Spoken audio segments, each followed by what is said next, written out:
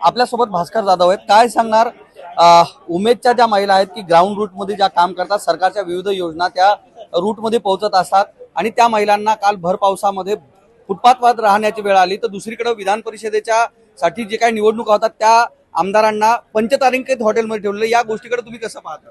असं आहे की उमेदच्या महिला ज्या आझाद मैदानावर उपोषणाला बसलेल्या आहेत, आंदोलन करतायत, त्या आंदोलनाला मी काल भेट दिली. ज्या वेळेला उमेद महिला बचत गटाच्या माध्यमातून महिलांनी जे प्रश्न सरकार दरबारी सोडवण्याकरता म्हणून त्यांनी मला निवेदन दिलं, त्या वेळेला त्याला आपण आवाज सभागृहामध्ये उठवलेला आहे आणि काल सुद्धा गेलेला आहे. परंतु सरकार सातत्यानं त्यांना बैठकांना बोलवतं, नवनवीन आश्वासनं देतं, परंतु सरकार त्यांचा कुठलाही मुद्दा गांभीर्याने घेत नाही. त्यांना अधिकाधिक कामं लावली जातात. शासन आपल्या दारी सांगायचं, तिथं शासन आपल्या दारी, तिथं गर्दी व्हावी म्हणून त्यांच्यावरच जबाबदारी द्यायची. राज्याचे मुख्यमंत्री उपमुख्यमंत्री कुठे मिटिंगला गेले तर तिथे गर्दी होण्याकरता त्यांच्यावर जबाबदारी द्यायची. आता लेक लाडकी माझी लेक आपली लाडकी बहीण, मुख्यमंत्री लाडकी बहीण ही योजना जी आणलेली आहे तिचं कामकाज पण त्यांच्यावर द्यायचं आणि दुसऱ्या बाजूला त्यांची ज्या काही मागण्या आहेत त्या मागण्या पूर्ण करायच्या नाहीत. त्यांना सातत्यानं आझाद मैदानावर यायला लावायचं.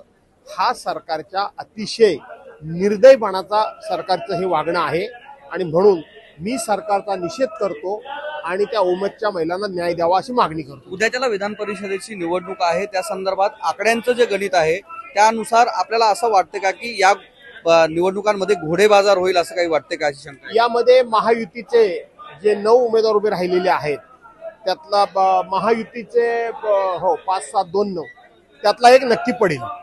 शेवटचा प्रश्न, पूजा खेडेकर नावाच्या IAS ऑफिसरला मेंटल इलनेसचं सर्टिफिकेट घेऊन त्यांना IAS देण्यात आलेलं आहे. या संदर्भात काँग्रेसच्या ज्या महिला प्रवक्त्या आहेत त्यांनी सुद्धा भाष्य केलं. तुम्ही या सगळ्या गोष्टीकडे कसं पाहता? मेंटल इलनेस सर्टिफिकेट देऊन IAS देण्यात आले. पूजा खेडेकर यांचं प्रकरण खूप गंभीर आहे. पूजा खेडेकरांनी हे सगळं नियोजनबद्धरित्या केलेलं आहे. त्यांनी वेगवेगळ्या स्तरावर सर्टिफिकेट मिळवलेले आहेत, वेगवेगळ्या चाचण्या त्यांच्या बाजूच्या झालेल्या आहेत. या चाचण्या त्यांच्या बाजूच्या कशा होऊ शकतात याचा सुद्धा तपास करण्याची गरज आहे. आणि एवढं करून त्यांनी आपल्या अधिकाराचा, जो अधिकारच नाही, दुरुपयोग केलेला आहे.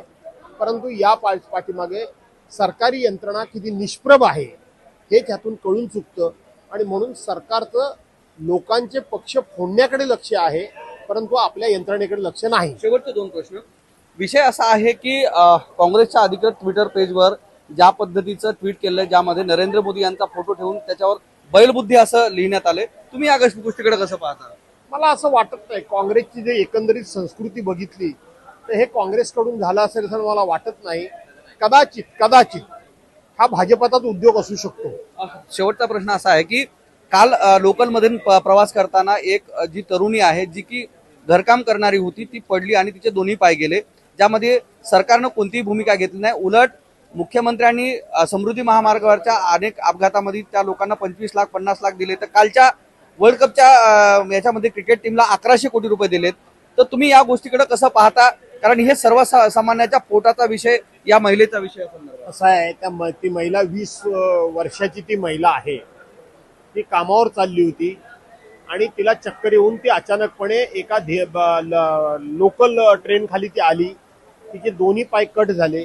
तो सगळा फोटो मी स्वतःहून बघितलेला आहे. पण हे सरकार फक्त सवंग लोकप्रियतेच्या मागे आहे. सर्वसामान्य माणसाचं नाव घ्यायचं आणि सवंग लोकप्रियतेच्या मागे वावरायचं. आता काल राजेश शहाच्या पोरानं, मिहीर शहानं त्या कावेरी नाखवाना अक्षरशः गाडीखाली मारून टाकलं, फरफटत नेलं. त्यांना त्यांच्या कुटुंबांना 10 लाख रुपये दिले. हे 10 लाख रुपये त्यांच्याबद्दल प्रेम आहे म्हणून दिले का? तर नाही. राजेश शहा हा एकनाथ शिंदे गटाचा पदाधिकारी आणि त्याचा मुलगा आहे. त्याच्याबद्दलची चीड कमी व्हावी म्हणून त्यांनी ते पैसे दिले. परंतु अशी रेल्वेमध्ये एखादी महिला जेव्हा पडते, तिचे दोन्ही पाय निकामी होतात, त्यांना तात्काळ मदत केली पाहिजे. हे सरकार संवेदनाहीन आहे. याला अनुसरून जयंत वाडकरांनी, जे अभिनेते आहेत, त्यांनी एक असं भाष्य केलं की ही हुकुमशाही संपली पाहिजे आणि हे जो काही सत्तेचा उन्माद आहे तो थांबला पाहिजे, असं त्यांनी वक्तव्य केलंय. परंतु समताजनक वक्तव्य त्यांनी केलं, ते काय त्या गोष्टीकडे कसं पाहत होता? असं आहे, जयंत वाडकर हे ज्येष्ठ अभिनेते आहेत. नुसते असे संताप व्यक्त करून चालत नाही. आज त्यांच्या कुटुंबावर हे कोसळलं म्हणून त्यांनी संताप व्यक्त केलं, स्वाभाविक आहे. पण हे सरकार, हुकुमशाही सरकार, हे सरकार जर घरी बसवायचं असेल, हे सरकार पुन्हा सत्तेवर येऊ नये वाटत असेल, तर त्यांना मैदानात उतरायला हवं. त्यांनी लोकशाही मार्गानं लोकांचं प्रबोधन करायला पाहिजे. लोकांच्या मध्ये जाऊन या सरकारच्या विरोधात वातावरण निर्मित केलं पाहिजे. ते करण्याची गरज आहे. तर हे आपल्यासोबत होते भास्कर जाधव, ज्यांनी राज्यातील जी परिस्थिती आहे त्यावर भाष्य केलंय. कॅमेरामन दीपकसह मी धनंजय सोळंके, विधिमंडळ भवन, मुंबई.